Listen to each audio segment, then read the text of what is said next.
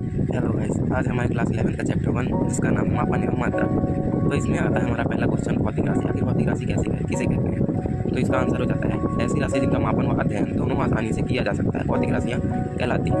मतलब जिन्हें हम आसानी से ज्ञात कर सकते हैं, अध्ययन कर सकते हैं, जिनके बारे में उन्हें भौतिक राशि कहा जाता है। भौतिक राशि मुख्यतः दो प्रकार की होती हैं, पहला मूल राशियाँ, दूसरा व्युत्पन्न राशियाँ। ठीक, तो मूल राशि की परिभाषा देख लेते हैं। मूल राशि की परिभाषा ऐसी राशियाँ जिन्हें मापन व अध्ययन करने के लिए किसी अन्य राशि की आवश्यकता नहीं होती है, तो मूल राशियाँ कहलाती हैं। इनकी संख्या 7 होती है। 7 है तो निश्चित है, मतलब हमने इनकी 7 इस प्रकार संख्या होती है: दूरी, समय, द्रव्यमान, विद्युत धारा, ताप, ज्योति तीव्रता, पदार्थ की मात्रा। दूसरा आता है व्युत्पन्न राशियाँ। ऐसी भौतिक राशियाँ जिन्हें मापने के लिए किसी अन्य राशि की आवश्यकता होती है, व्युत्पन्न राशियाँ कहलाती हैं।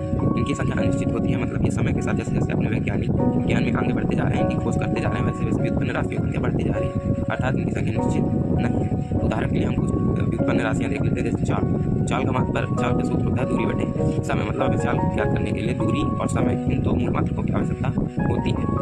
उसी प्रकार आ जाता है त्वरण को ज्ञात करने के लिए वेग और समय, इन दो मूल राशियों की आवश्यकता पड़ती है, इसलिए हम इन्हें व्युत्पन्न राशियाँ कहते हैं। परिभाषा को ध्यान से पढ़ेंगे तो इन्हें आसानी से समझ सकते हैं। इसी तरह अगर हम आगे बढ़ते हैं, इस प्रकार हमारा अगला क्वेश्चन आ जाता है मापन। किसी भौतिक राशि का निश्चित माप द्वारा पुनरावृत्ति के रूप में तुलना करना ही मापन कहलाता है।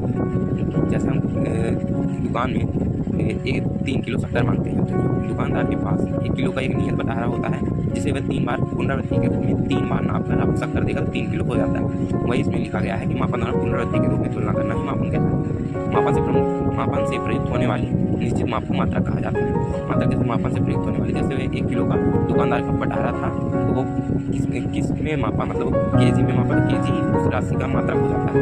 इसी प्रकार आगे बढ़ते हैं। अपना अगला क्वेश्चन हो जाता है भौतिक राशियों को मापने की आवश्यकता क्यों?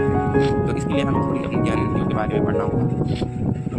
हमारे शरीर में 5 ज्ञान इंद्रियाँ होती हैं: नाक, कान, आँख, मुँह और त्वचा।